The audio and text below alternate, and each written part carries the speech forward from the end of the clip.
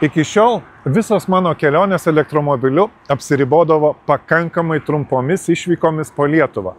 Daugiausia iki 400 km per dieną. Bet šį kartą leidomės į 1200 km nuotykį elektromobiliu. Ir mes bandysime kaip įmanoma greičiau nusigauti iki Bratislavos. Ten ne tik aplankysime senai matytus draugus, bet ir išbandysime net 600 kW galios pačią galingiausią elektromobilių įkrovimo stotelę Europoje. Ji teoriškai galėtų 100 km kelio įlieti per 2 minutės. Tik kad dar nelabai yra daug masinės gamybos elektromobilių, kurie priimtų tokią galią. Tad mes bandysime su ja įkrauti automobilį, kurio galimybės taip pat labai įspūdingos ir vienos geriausių rinkoje – Audi Q6 e-tron.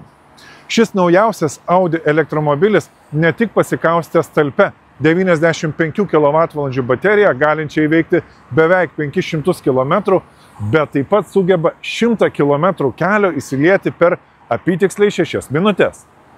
Kągi, pažiūrėkime, kaip mums seksis šis iššūkis. Važiuojam!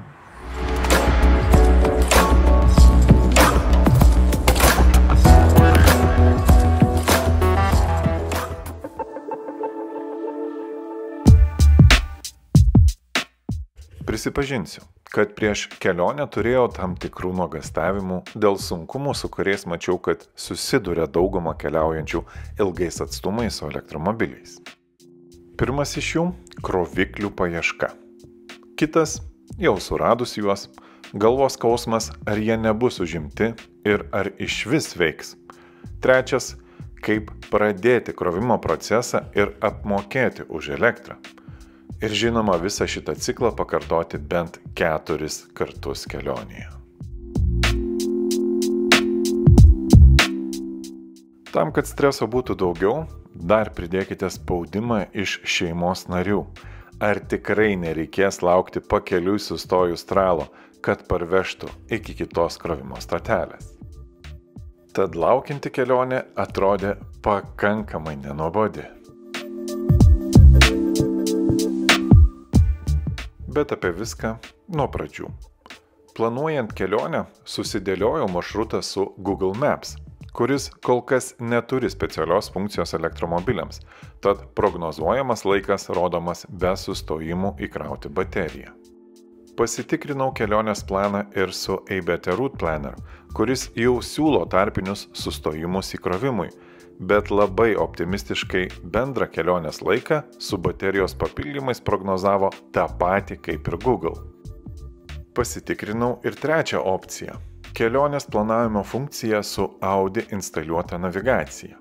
Ji rodė, kad turėtume užtrukti bent porą valandų ilgiau. Bet savo šturmanu pasirinkau kol kas manęs nenuvylusi navigatorių Waze. O krovimo stotelių paiešką patikėjau Audi sistemai, mat buvau patikintas gamintojo atstovų, kad jų navigacija tam yra labai tinkama. Ir tikrai, Audi programėlėje tai reikia suvesti galutinį kelionės tikslą ir sistema pati pasiūlo sustojimo taškus, tad pasitikėjome ir leidomės į pirmos krovimo stotelės paieškas.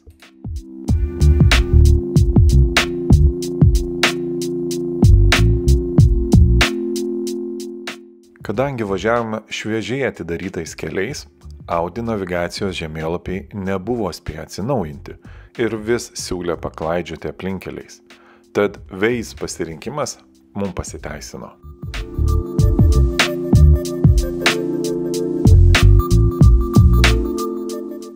Bet su kita užduotimi surasti patogiausią, greičiausią ir svarbiausia veikiantį įkroviklį Audi navigacija susidorojo kuo puikiausiai.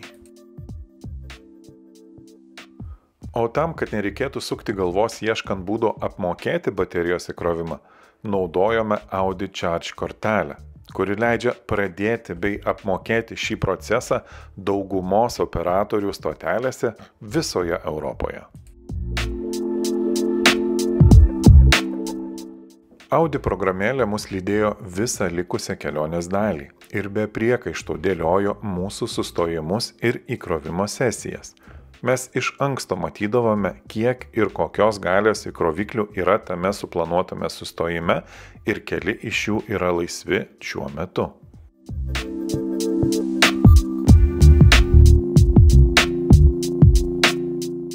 Navigacija išmaniai ir turiu pripažinti labai tiksliai nurodydavo, su kiek baterijos procentų mes atvyksime į įkrovimo stotelę, kiek minučių ten verta praleisti, kad negaištume laiko varvindami paskutinius elektronus į apypilnę bateriją.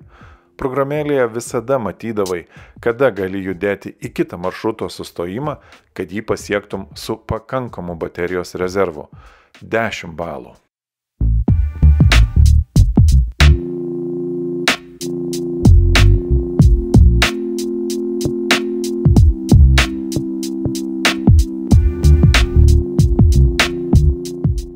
Beje, kadangi buvau nustatęs, kad Q6 e-tron rinktų stoteles, kurios priima Audi Charge kortelę, nekarto neprireikė papildomos programėlės ar kito mokėjimo būdo. Visi krovimai prilietus vieną vienintelę kortelę, kuri pririšta prie jūsų banko ir daugiau jokių klausimų. Labai patogu.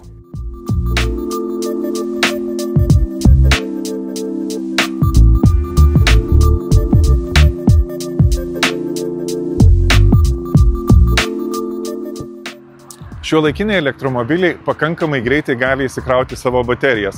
Galbūt daug kas to nežino, bet tai jiems gali trukti nuo 10 iki 4 minučių. Žinoma, yra modelių, kurie žymiai lėčiau tai daro, bet šiandieną mes atvažiavome su Audi Q6 e-tron, naujausiu Audi elektromobiliu, kuris 100 km su greičiausiu krovikliu gali įsikrauti per 6 minutės.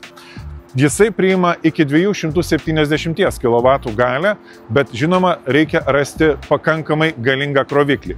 Lietuvoje mes jau turime ne vieną 350 kW galios kroviklį, bet šiandieną atvykome čia, į Bratislavą, į Slovakijos sostinę, nes čia atidarytas pirmasis Europoje net 600 kW galios kroviklis.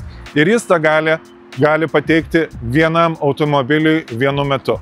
Taip kad pažiūrėkime, kaip mums seksis pakrauti mūsų Audi su šiuo galingu krovikliu.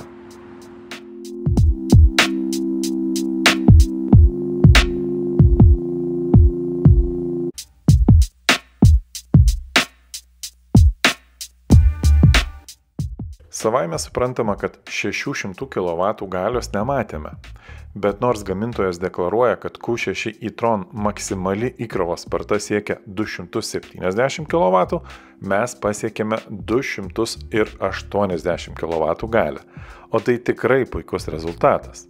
Tokia sparta 100 km kelio įsiliesti per apytiksliai 5 minutės. Tikrai neblogai, nes kol kas nedaugelis elektromobilių tai sugeba.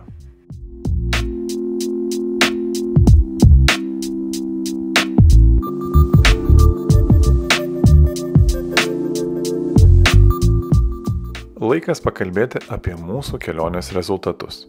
Beveik 13 valandų praleidome važiuodami ir dar papildomai 1,5 valandos užtruko sustojimai pavalgyti, pramankštinti kojas, užbėgti į tualetą bei įkrauti bateriją. Rezultatas tikrai neblogas ir smarkiai viršijo mano lūkesčius. Reikia pripažinti, kad vykstant į Bratislavą oro sąlygos buvo labai nepalankios, o ir kelionė vyko bandymo režimu. Bet po kelių dienų praleistų nuostabaus grožio Slovakijos sostinėje į namus skridome tarsi ant sparnų. Visą kelią laikėme maksimalų leistiną greitį su tam tikru buferiu ant viršaus. Tad važiavimo laikas sutrumpėjo net 2 valandomis ir kelyje praleidome tik 11 valandų. Tiesa, sustojimai buvo šiek tiek ilgesni, tad bendras kelionės atgal laikas, tai yra 1172 km, įveikti tik per 13 valandų.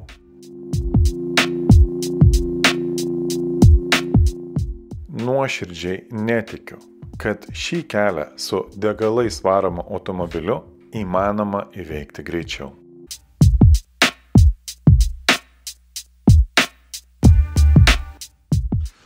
Kągi, po klajonių mes grįžome namo. Ir manau įrodėme, kad ir ilgos kelionės elektromobiliu gali būti greitos, patogios ir be jokio išankstinio planavimo. Tiesą pasakius, kelionės elektromobiliu, kur reikia nuvažiuoti daugiau nei 1000 km per vieną dieną, yra tokios pačios kaip ir važiuojant paprastu vidaus degimo automobiliu. Nereikia klausyti gandų, patys išbandykite, keliaukite ir tikrai patys nustebsite, kaip viskas tai įmanoma padaryti jau dabar, o ne kada nors po 5 ar 10 metų.